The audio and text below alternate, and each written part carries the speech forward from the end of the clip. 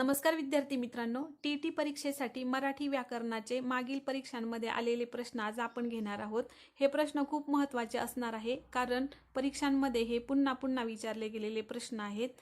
या प्रश्नांचा उपयोग तुम्हाला पेपर 1 आणि पेपर 2 साठी होणार आहे, म्हणून व्हिडिओ हा शेवटपर्यंत पहा आणि प्रश्न आवडल्यास व्हिडिओला लाईक आणि सबस्क्राइब करा। तर आजचा पहिला प्रश्न असणार आहे, पैठणी या शब्दाचा विशेषणाचा प्रकार ओळखा। तर पैठणी या शब्दाचा विशेषणाचा प्रकार आहे नामसाधित विशेषण। पर्याय क्रमांक 4 या प्रश्नाचं उत्तर असणार आहे। तर नामसाधित विशेषण कशाला म्हणतात? एखाद्या नामाबद्दल अधिक माहिती सांगण्यासाठी जेव्हा दुसऱ्या नामाचा वापर केला जातो तेव्हा त्यास नामसाधित विशेषण म्हणतात। तर नामसाधित विशेषण कशाला म्हणायचं? एखाद्या नामाबद्दल अधिक माहिती सांगण्यासाठी जेव्हा आपण दुसऱ्या नामाचा वापर करतो तेव्हा त्यास काय म्हणतात? नामसाधित विशेषण म्हणतात।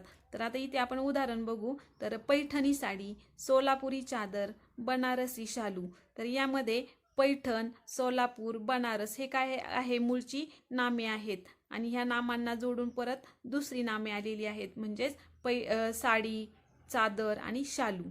म्हणून आपल्या प्रश्नाचं उत्तर असणार आहे पर्याय क्रमांक 4 नामसाधित विशेषण। खूप महत्त्वाचा प्रश्न आहे हा। पुढचा प्रश्न आहे, मूळ मराठी वर्णमालेत एकूण वर्णांची संख्या किती होती? तर प्रश्न खूप बारकाईने वाचायचा आहे, कारण आपल्याला विचारला आहे मूळ मराठी वर्णमालेत एकूण वर्णांची संख्या किती होती। तर मूळ मराठी वर्णमालेमध्ये एकूण वर्णांची संख्या ही 48 होती। पर्याय क्रमांक 3 या प्रश्नाचं उत्तर असणार आहे। तर आत्ताच्या आधुनिक वर्णमालेमध्ये एकूण वर्णांची संख्या ही एकूण 52 आहे। तर यावरती प्रश्न कसा विचारला जाऊ शकतो? तर मूळ मराठी वर्णमालेत एकूण वर्णांची संख्या किती आणि आधुनिक मराठी वर्णमालेमध्ये एकूण वर्णांची संख्या किती? तर या प्रश्नाचं उत्तर खूप बारकाईने द्यायचं आहे। तर आधुनिक वर्णमालेमध्ये एकूण 52 वर्णांची संख्या आहे। तर सुरुवातीला वर्णमालेमध्ये एकूण 48 वर्ण होते आणि शासन निर्णय 2022 नुसार महाराष्ट्र शासनाने स्वीकारलेल्या वर्णमालेमध्ये एकूण किती वर्ण आहेत? तर 52 वर्ण आहेत। तर स्वर हे 14 आहेत, स्वरादी 2 आहेत, व्यंजने हे 34 आहे आणि विशेष संयुक्त व्यंजने ही 2 आहे। म्हणून आपल्या प्रश्नाचं उत्तर असणार आहे पर्याय क्रमांक 3 48। मूळ मराठी वर्णमालेतील एकूण वर्णांची संख्या ही 48 आहे। प्रश्न आहे, क्ष व ज्ञ यांचा समावेश वर्णमालेच्या तक्त्यात काय म्हणून केला जातो? तर क्ष आणि ज्ञ या अक्षरांचा वर्णमालेच्या तक्त्यात समावेश हा विशेष संयुक्त व्यंजने म्हणून केला जातो। पर्याय क्रमांक 2 या प्रश्नाचं उत्तर असणार आहे। तर क्ष आणि ज्ञ ही विशेष संयुक्त व्यंजने आहेत। क्ष हे अक्षर कसं तयार होतं? तर क्ष हे अक्षर क अधिक श अधिक अ यापासून क्ष अक्षर तयार होतो आणि ज्ञ अक्षर हे द अधिक न अधिक य अधिक अ या वर्णांपासून ज्ञ हे अक्षर तयार होतो। म्हणून आपल्या प्रश्नाचं उत्तर असणार आहे पर्याय क्रमांक 2 विशेष संयुक्त व्यंजने। पुढचा प्रश्न आहे, आपण स्वतः 2 शब्द बोला, अधोरेखित सर्वनाम कोणत्या प्रकारचे आहे? तर आपण या शब्दाखाली अधोरेखित केलेला आहे, म्हणून आपण या शब्दाचं सर्वनाम विचारलेलं आहे। तर आपण हा शब्द पुरुषवाचक सर्वनाम आहे। पर्याय क्रमांक 2 या प्रश्नाचं उत्तर असणार आहे। तर दिलेले जे वाक्य आहे या वाक्यामध्ये तुम्ही या अर्थाने आपण हा शब्द वापरलेला आहे, म्हणून हे पुरुषवाचक सर्वनाम आहे। आणि आपण हे सर्वनाम तिन्ही पुरुषात व तिन्ही वचनात वापरले जाते। आपण हे सर्वनाम तिन्ही पुरुषात आणि तिन्ही वचनामध्ये वापरले जाते, म्हणून आपल्या प्रश्नाचं उत्तर असणार आहे पर्याय क्रमांक 2 पुरुषवाचक सर्वनाम। पुढचा प्रश्न आहे, ज्या शब्दांवर लिंग, वचन, विभक्ती यांचा परिणाम होऊन यांच्यात बदल होतो अशा शब्दांना काय म्हणतात? तर हा प्रश्न खूप महत्त्वाचा आहे, कारण पोलीस भरतीमध्ये हा 7 ते 8 वेळेस प्रश्न विचारला गेलेला आहे, म्हणून हा प्रश्न महत्त्वाचा आहे। ज्या शब्दांवर लिंग, वचन, विभक्ती यांचा परिणाम होऊन त्यांच्यात बदल होतो अशा शब्दांना काय म्हणतात? तर विकारी शब्द म्हणतात। पर्याय क्रमांक 2 या प्रश्नाचं उत्तर आहे। तर नाम, सर्वनाम, विशेषण, क्रियापद यांमध्ये लिंग, विभक्ती, वचन यानुसार परिणाम होतो, म्हणून ही काय आहेत? विकारी शब्द आहेत। तर पुढचा प्रश्न आहे, पैशापेक्षा माणूस मोठा या वाक्यातील पेक्षा कोणत्या शब्दयोगी अव्ययाचा प्रकार आहे? तर यामध्ये पेक्षा हा तुलनावाचक शब्दयोगी अव्ययाचा प्रकार आहे। पर्याय क्रमांक 3 या प्रश्नाचं उत्तर असणार आहे। तर शब्दयोगी अव्यय कशाला म्हणतात? तर वाक्यातील नाम किंवा सर्वनाम यांचा वाक्यातील इतर शब्दांशी असणारा संबंध दर्शवणाऱ्या अविकारी शब्दाला शब्दयोगी अव्यय असे म्हणतात। तर शब्दयोगी अव्यय कशाला म्हणतात? वाक्यातील नाम किंवा सर्वनाम यांचा वाक्यातील इतर शब्दांशी असणारा संबंध दर्शविणाऱ्या अविकारी शब्दाला शब्दयोगी अव्यय असं म्हणतात. तर शब्दयोगी अव्यय हे नेहमी एखाद्या नामाला किंवा नामाचे कार्य करणाऱ्या शब्दाला जोडून येतात. तर शब्दयोगी अव्यय हे एखाद्या नामाला किंवा नामाचे कार्य करणाऱ्या शब्दाला जोडून येतात. तर तुलनावाचक शब्दयोगी अव्ययामध्ये पेक्षा, तर, मध्ये, परिस यांसारखे शब्द आलेले असतात.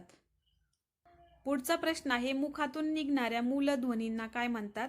तर हा प्रश्न खूप महत्त्वाचा आहे, कारण आपण जेव्हा व्याकरणाची शिकायला सुरुवात करतो तेव्हा प्रथम आपल्याला हेच शिकवलं जातं, म्हणून हा प्रश्न खूप महत्त्वाचा असणार आहे. तर मुखातून निघणाऱ्या मूलध्वनींना वर्ण म्हणतात. पर्याय क्रमांक 2 या प्रश्नाचं उत्तर असणार आहे. तर आपल्या तोंडावाटे निघणाऱ्या मूलध्वनींना आपण वर्ण म्हणतो. आपल्या तोंडावाटे निघणाऱ्या मूलध्वनींना आपण वर्ण म्हणतो. हे मूलध्वनी हवेत विरतात व नाहीसे होतात. हे मूलध्वनी हवेत विरतात व नाहीसे होतात. ते नष्ट होऊ नयेत म्हणून आपण त्यांना लिहून ठेवतो. आपण ते रंगाने म्हणजेच वर्णाने लिहून ठेवतो, म्हणून त्यांना वर्ण असे म्हणतात. आता इथे उदाहरण घेतलं तर मू हे अक्षर आहे. तर मू हे अक्षर कशापासून तयार झालं? तर म आणि उ या वर्णांपासून मू हे अक्षर तयार झालं, म्हणून आपल्या प्रश्नाचं उत्तर असणार आहे पर्याय क्रमांक 2 वर्ण. पुढचा प्रश्न आहे, अनाथ या शब्दाचा खालीलपैकी समानार्थी शब्द कोणता आहे? तर अनाथ या शब्दाचा समानार्थी शब्द आहे पोरका, पर्याय क्रमांक 3. तर आणखी अनाथ या शब्दासाठी शब्द आहेत पोरका, आईवडिलांशिवाय, दीन, निराश्रित, निराधार. करुणा, तर करुणासाठी आहे दया, कृपा, किंव माया. चा प्रश्न आहे, अण्णा व अक्का हे मराठीतील शब्द कोणत्या भाषेतून आलेले आहेत? तर अण्णा व अक्का हे शब्द मराठी भाषेमध्ये कानडी या भाषेतून आलेले आहे. पर्याय क्रमांक 2. तर अण्णा, अक्का, भाकरी, कांबळे, आई, बांगडी, काका, ताई, अप्पा हे काही कानडी शब्द असून हे परप्रांतीय भारतीय शब्द आहेत. पुढचा प्रश्न आहे, ज्वाला आणि फुले हा काव्यसंग्रह खालीलपैकी कोणाचा आहे? तर ज्वाला आणि फुले हा काव्यसंग्रह बाबा आमटे यांचा आहे. पर्याय क्रमांक 1 या प्रश्नाचं उत्तर असणार आहे. पुढचा प्रश्न आहे, भाजीपाला घेऊन बाबा घरी आले. तर अधोरेखित शब्दाचा समास ओळखायचा आहे. तर भाजीपाला या शब्दाखाली अधोरेखित केलेला आहे. तर भाजीपाला हा शब्द समाहार द्वंद्व या समासाचं उदाहरण आहे. पर्याय क्रमांक 1. भाजीपाला म्हणजे भाजी, पाला, कोथिंबीर व मिरची यांसारख्या इतर वस्तू, म्हणून हा काय आहे? समाहार द्वंद्व समास आहे. दोन्ही पदांबरोबर इतरही घटक महत्त्वाचे असतात यामध्ये. प्रश्न आहे, अबब किती मोठा साप आहे? यातील अबब काय आहे? तर अबब हे यामधलं केवल प्रयोगी अव्यय आहे. पर्याय क्रमांक 1. तर केवल प्रयोगी अव्यय कशाला म्हणतात? आपल्या मनातील विचार व्यक्त करण्याअगोदर उत्कट भावना व्यक्त करण्यासाठी केवल प्रयोगी अव्यय वापरतात. तर अबब म्हणजेच आश्चर्यदर्शक केवल प्रयोगी अव्यय आहे, कारण केवल प्रयोगी अव्ययाचे आणखी काही प्रकार पडतात आणि त्या प्रकारामधला आश्चर्यदर्शक केवल प्रयोगी अव्यय हे आहे. पुढचा प्रश्न आहे, तो नेहमीच भांडण करतो या वाक्याचा काळ कोणता आहे? तर तो नेहमीच भांडण करतो या वाक्याचा काळ आहे रीती वर्तमान काळ. पर्याय क्रमांक 4 या प्रश्नाचं उत्तर असणार आहे. तर वाक्यामधील नेहमी हा शब्द रीती वर्तमान काळ दर्शवतो. वाक्यात नेहमी, सतत असे शब्द आल्यास तो काय असतो? रीती काळ असतो, म्हणून आपल्या प्रश्नाचं उत्तर आहे रीती वर्तमान काळ.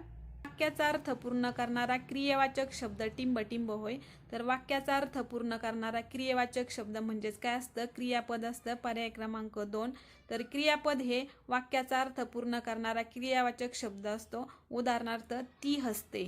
तर हसते हे काय आहे? क्रियापद आहे, क्रियावाचक शब्द आहे. पुढचा प्रश्न आहे, राजा घोड्यावर बसून निघाला या वाक्यातील अधोरेखित शब्दातील सामान्य रूप ओळखायचं आहे. तर घोड्यावर या शब्दाखाली अधोरेखित केलेला आहे. तर घोड्यावर या शब्दाचं सामान्य रूप ओळखायचं आहे. तर सामान्य रूप होणार आहे घोड्या. पर्याय क्रमांक 3. तर विभक्ती प्रत्यय लागण्यापूर्वी जसे शब्दांचे सामान्य रूप होते तसे शब्दयोगी अव्यय लागण्यापूर्वीही सामान्य रूप होते. तर इथे मूळ शब्द हा घोडा आहे आणि शब्दयोगी प्रत्यय वर हा आहे आणि सामान्य रूप काय होणार आहे त्याचं? घोड्या होणार आहे, म्हणून आपल्या प्रश्नाचं उत्तर आहे पर्याय क्रमांक 3. पुढचा प्रश्न आहे, सचिनने शतक ठोकले या वाक्यातील कर्त्याची विभक्ती ओळखायची आहे. तर कर्ता या वाक्यामध्ये सचिन आहे आणि सचिन या शब्दाला ने ही काय लागलेली आहे? प्रत्यय लागलेला आहे.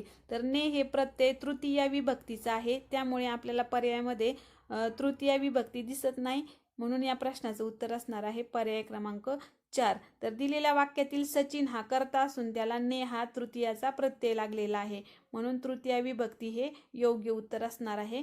पुढचा प्रश्न आहे, आमची तारा आता कॉलेजला जाते. या वाक्यातील अधोरेखित नाम कोणत्या प्रकारचे आहे? तर यामध्ये तारा हे नाम आहे आणि हे नाम विशेष नाम आहे. पर्याय क्रमांक 1. तर वाक्यामध्ये कधी कधी सामान्य नाम विशेष नामाचे कार्य करतात.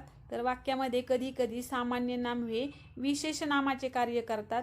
आता दिलेल्या वाक्यातील तारा हे सामान्य नाम असून ते विशेषणासारखं किंवा विशेष नामासारखं इथं उपयोगी पडलेलं आहे, म्हणून आपल्या ह्या वाक्यातलं जे तारा हे नाम आहे हे विशेष नाम आहे. पुढचा प्रश्न आहे, इप्सित साधने या वाक्प्रचाराचा योग्य अर्थ कोणता होईल? तर इप्सित साधने म्हणजेच इच्छिलेले साधने. पर्याय क्रमांक 2.